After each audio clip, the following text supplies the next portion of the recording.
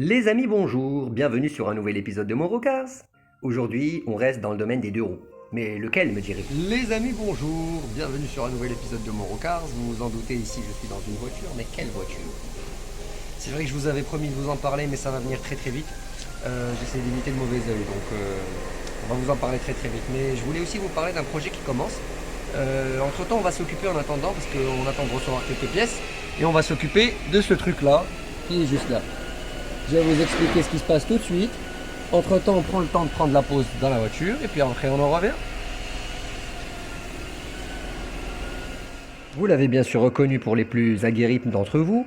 Ici, je vous parle bien du Gilera GP800 de 2012.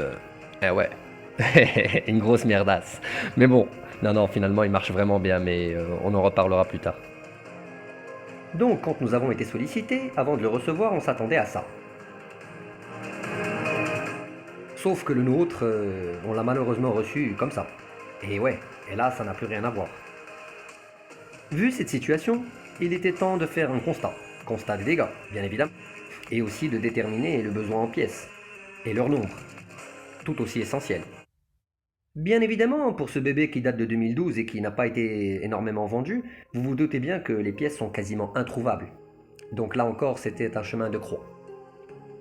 Donc, comme je vous le disais, il n'était plébiscité par personne, personne n'en voulait, sauf éventuellement le proprio, qui est un ami, Monsieur B, qui se reconnaîtra, bien évidemment. Comme je vous le disais donc, étant prêt à s'en débarrasser après une longue discussion, on s'est dit qu'avec notre ami Monsieur B, on allait éventuellement le sauver. Pourquoi pas d'ailleurs. Nous, on partait sur un sauvetage normal, question de remise en état pour pouvoir rouler. C'est là que mon pote a commencé à délirer. Il s'est dit, pourquoi pas après tout. Et là, il me fait une demande assez rocambolesque. Il me demande si on peut pas faire une prépa dessus. Je lui dis, pourquoi pas? Fou comme on est, on peut faire des prépas sur quasiment tout. Et c'est là qu'il me lance une thématique. La thématique de la Bugatti Chiron qu'il avait vue sur ma page. C'est-à-dire, notre cher ami B veut refaire la moto en bicolore. Et quelle couleur, bien évidemment, vous devez le savoir, chers amis, il s'agit du bleu marine de Bugatti et du bleu de France dédié justement à Bugatti. Là encore, je sens que la peinture va nous coûter bonbon. Nous, bien sûr, ni une ni deux, on s'est dit pourquoi pas. Allez, banco, ça cogne, c'est ce que vous allez voir dans ce qui va suivre. Eh ouais. Mais là, il était temps de faire ce fameux constat. Il est clair que le GP a fait une grosse chute sur le flanc gauche, et ça a frotté sévère comme qui dirait. De prime abord, la partie gauche de la face avant, l'une des plus grandes pièces sur cet engin, le clignotant gauche, manquant, le droit cassé, une galère. Le rétro droit qui s'est fait la malle, la batterie et son emplacement qui ont joyeusement explosé au contact, donc corrosion prématurée, due à la dite batterie et à son acide, sur le châssis et sur d'autres éléments. Le tablier avant, comme vous pouvez l'observer, complètement démonté, les jupes latérales également, puisqu'elles sont manquantes des deux côtés. Ce qui est extraordinaire, c'est que ça a tapé tellement fort que même le top case a frotté. Ça a dû être jovial. Ici, dans la photo, vous voyez très bien que de nombreux accastillages sont manquants, ainsi que le cache demi-guidon qui vient s'insérer entre les demi-bracelets qui sont dans un matériau métallique à la finition aluminium brossé. Maintenant, passons aux équipements qui sont en contact avec les trains roulants. Les pneus, les disques, les plaquettes sont rétamés. Le pot est rincé.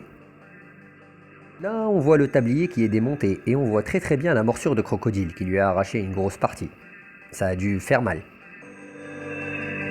Mais pour bien comprendre ce puzzle géant, il fallait tout mettre à plat, afin d'avoir une vision d'ensemble. Je vous passe bien évidemment, les amis, la couche de poussière qui doit faire la taille d'un pouce. Elle est là depuis un moment. Heureusement, ça a dû le protéger quelque part. Ici, vous pouvez remarquer aussi les seuls survivants à la mauvaise peinture qui a été faite par un propriétaire précédent ou par mon ami lui-même, puisqu'il ne me l'a pas dit, et survivants également à la chute, qui sont les demi-carénages arrière, qui sont les seuls rescapés. Là, vous pouvez voir, observer le squelette de notre destrier.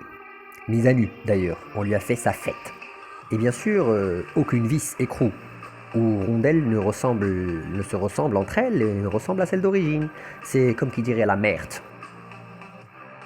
Et comme on lui a fait sa fête avec mon collègue assez rapidement en une demi-journée, vous pouvez observer votre humble serviteur en train de faire le fier devant le travail accompli. Eh ouais, il est content. Comme ça, il a l'air encore plus vilain. Quelle horreur. Mais bon, passons. Voilà, une fois ici rendu, il fallait bien commencer quelque part. Donc, c'est le riz. Au moins, ça avance vite et ça donne l'impression d'avancer. Voici donc les 2 échantillons de cuir que nous avons sélectionnés soigneusement. Un perforé pour l'assise et le grainé dans cette très belle couleur pour la déco périmétrique et les inserts ainsi que les appuis-têtes. Mais bon, il n'y a pas que des bonnes choses dans la vie.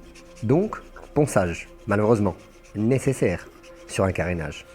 Et bien sûr, j'insiste, surtout les carénages en polyester. Je vous déconseille toute forme d'approche chimique, si vous tenez, bien sûr, bien évidemment, à ce que vos carénages résistent, et si vous voulez que vos mains et vos poumons puissent avoir un avenir. Je dis ça, je dis rien, c'est à vous de voir.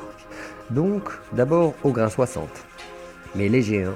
Florito comme on dit, light, parce qu'autrement vous défoncez le carénage. C'est juste pour enlever la première couche de vernis et pour réparer les endroits qui ont été agressés par l'asphalte. Puis bien évidemment au 80. Puis au 180.